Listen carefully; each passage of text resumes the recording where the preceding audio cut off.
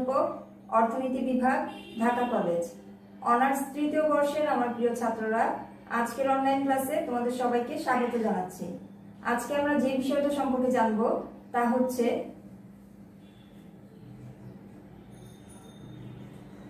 ক্রয় বিক্রয়ের ক্ষেত্রে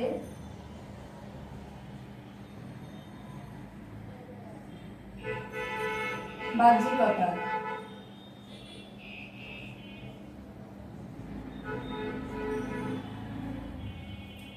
বাহ্যিকতা বা এক্সটার্নালিটিস। বাহ্যিকতা বা এক্সটার্নালিটিস বলতে আমরা যা বুঝি তা হচ্ছে যে যখন ভোক্তার ভোগ বা উৎপাদকের উৎপাদন অন্য কোনো ভোক্তার ভোগ বা উৎপাদকের উৎপাদন দ্বারা প্রভাবিত হয়, তখন তাকে আমরা বাহ্যিকতা বা এক্সটার্নালিটিস বলি। মার্কেট ফেইলারের অন্যতম একটি কারণ হচ্ছে এই বাহ্যিকতা। বাহ্যিকতার দুই ধরনের প্রভাব আছে। এক, ক্রয় বা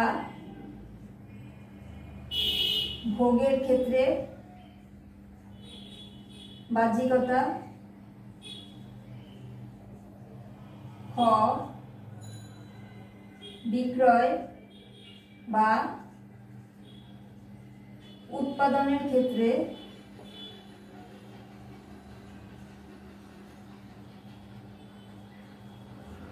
বাহ্যিকতা।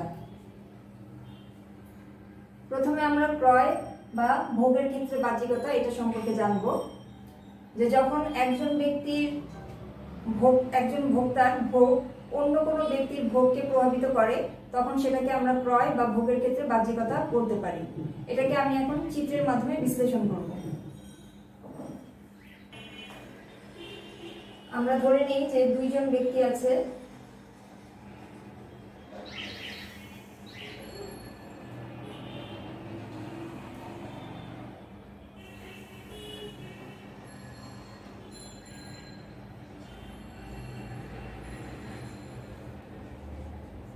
এটা হচ্ছে এ ব্যক্তি এবং এটা হচ্ছে বি ব্যক্তি। এখানে লম্ব অক্ষে ওয়াই দ্রব্যকে পরিমাণ করা হচ্ছে এবং ভূমি অক্ষে এক্স দ্রব্যের পরিমাণ পরিমাপ করা হচ্ছে। একইভাবে বি ব্যক্তির ক্ষেত্রেও লম্ব অক্ষে ওয়াই দ্রব্যের পরিমাণ পরিমাপ করা হচ্ছে এবং ভূমি অক্ষে এক্স দ্রব্যের পরিমাণ পরিমাপ করা হচ্ছে। এখন আমি এ ব্যক্তির নিরপেক্ষ রেখা বা ইনডিফারেন্স কার্ভগুলো আঁকবো।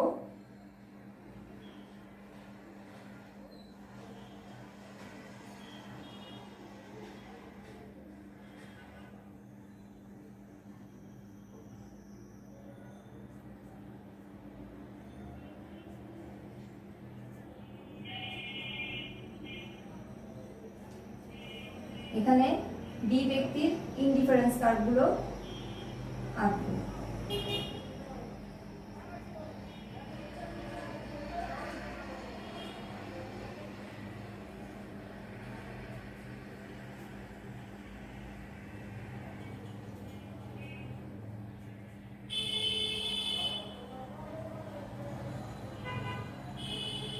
আমরা জানি যে ইনডিফারেন্স কার্ভের নিয়মটা হচ্ছে যে উপরের ইনডিফারেন্স কার্ভগুলো অর্থাৎ higher indifference curve higher satisfaction প্রকাশ করে। অর্থাৎ একজন ব্যক্তি যত উপরের দিকে উঠবে তত তার স্যাটিসফ্যাকশন বা তৃপ্তি বাড়বে, এবং নিচের ইনডিফারেন্স কার্ভে থাকা মানে হচ্ছে যে সে কম উপযোগ বা তৃপ্তি পাচ্ছে। আমরা ধরে নেই যে এই ব্যক্তি IC1 এর এই বিন্দুটাতে আছে। এই বিন্দুর একটা নাম দেই আমরা এ, স্মল এ।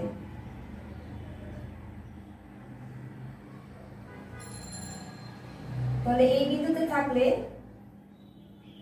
সে এই পরিমাণ এক্স ভোগ করছে এবং এই পরিমাণ ওয়াই দ্রব্য সে ভোগ করছে। এবং আমরা আরো জানি যে একটা ইনডিফারেন্স কার্ভের প্রত্যেকটা বিন্দু সমপরিমাণ উপযোগ বা স্যাটিসফ্যাকশনকে প্রকাশ করে। এখন আমরা এ ব্যক্তির এক্স দ্রব্যের পরিমাণ কমিয়ে ওয়াই দ্রব্যের পরিমাণ বাড়াবো। অর্থাৎ আমরা ধরে নেই যে এই ব্যক্তি এই পয়েন্টে আছে, অর্থাৎ সে এক্স দ্রব্যের ভোগের পরিমাণ কমিয়ে ওয়াই দ্রব্যের ভোগের পরিমাণ বাড়ানো হলো। আর বি ব্যক্তির ক্ষেত্রে আমরা ধরছি যে বি ব্যক্তি এই বিন্দুতে ছিল, বিন্দুটা হচ্ছে বি, যেখানে সে এই পরিমাণ এক্স দ্রব্য ভোগ করত এবং এই পরিমাণ ওয়াই দ্রব্য ভোগ করত। এখন আমরা বি ব্যক্তি এক্স দ্রব্যের ভোগের পরিমাণ বাড়াবো এবং ওয়াই দ্রব্যের ভোগের পরিমাণ কমাবো এবং তার বিন্দুটা হবে বি প্রাইম এবং সে নতুন একটা আইসি কার্ভে চলে যাচ্ছে, যেটা হচ্ছে IC2।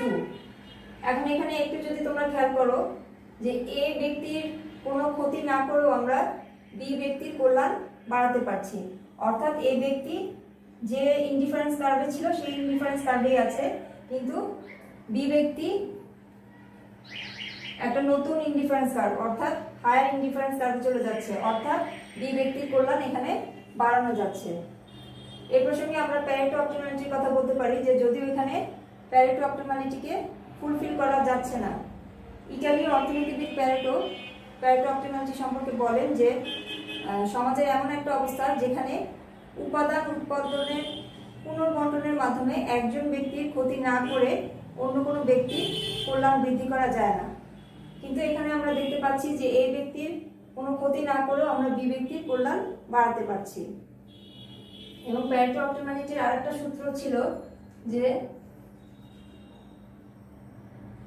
Marginal rate of substitution XY এ ব্যক্তির equal to marginal rate of substitution XY B equal to PX divided by PY, অর্থাৎ X দ্রব্যের দাম ডিভাইডেড বাই Y দ্রব্যের দামের অনুপাত। এটা হচ্ছে প্যারেটো অপটিমালিটির সূত্র। যদিও এই শর্তটা এখানে ফুলফিল হচ্ছে না, তারপর আমরা দেখতে পাচ্ছি যে সমাজের সার্বিক কল্যাণ এখানে বাড়ানো যাচ্ছে, কারণ এখানে একটা পজিটিভ এক্সটার্নালিটিস রয়েছে, অর্থাৎ পজিটিভ এক্সটার্নালিটিস থাকার কারণে এ ব্যক্তির ভোগের কোনো পরিবর্তন না করেও বি ব্যক্তির ভোগের পরিমাণ আমরা বা উপযোগের পরিমাণ, তৃপ্তির পরিমাণ আমরা বাড়াতে পারছি। এটাই হচ্ছে আমাদের ক্রয় বা ভোগের ক্ষেত্রে বাহ্যিকতা। এখন আমরা জানবো বিক্রয় বা উৎপাদনের ক্ষেত্রে বাহ্যিকতা সম্পর্কে। একজন ব্যক্তির উৎপাদন যখন অন্য কোনো ব্যক্তির উৎপাদনকে ধনাত্মকভাবে প্রভাবিত করে তখন সেটাকে উৎপাদনের ক্ষেত্রে ধনাত্মক বাহ্যিকতা বলে।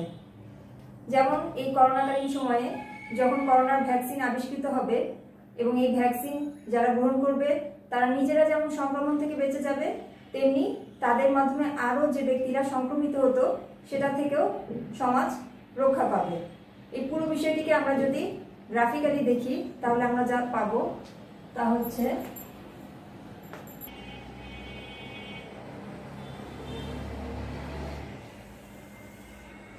এখানে লম্ব অক্ষে আমরা প্রতিষেধকের দাম পরিমাপ করছি এবং ভূমি অক্ষে প্রতিষেধকের পরিমাণ পরিমাপ করছি।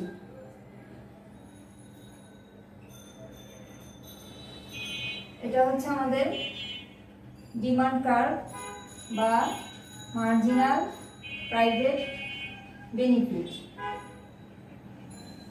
এবং এটা হচ্ছে আমাদের সাপ্লাই কার্ভ বা মার্জিনাল সোশ্যাল কস্ট।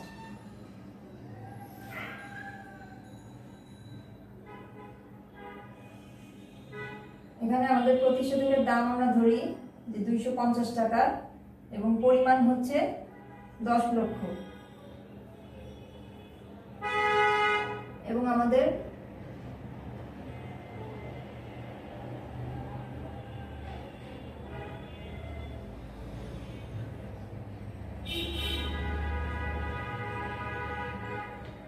সোশ্যাল যে বেনিফিট কার্ভ সেটা হচ্ছে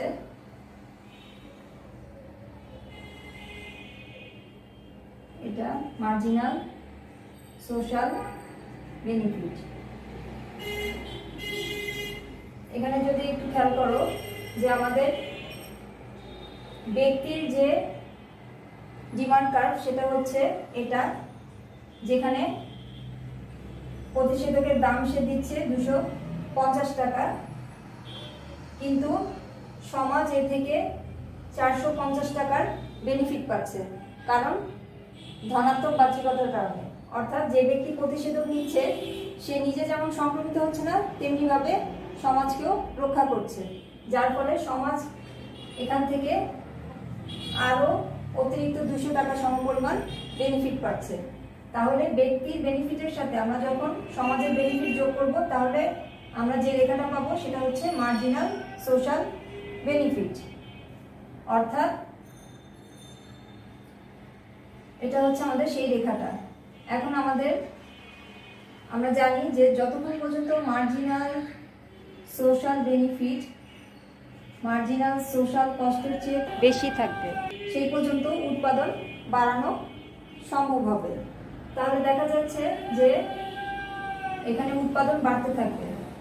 উৎপাদন বাড়তে থাকলে সেটা যখন মার্জিনাল সোশ্যাল বেনিফিট এবং সোশ্যাল কস্ট সমান হবে, সেই বিন্দুতে দামটা নির্ধারিত হবে। এখানে আমরা ধরি যে দাম 300 টাকা এবং প্রতিষেধকের পরিমাণ 12 লক্ষ।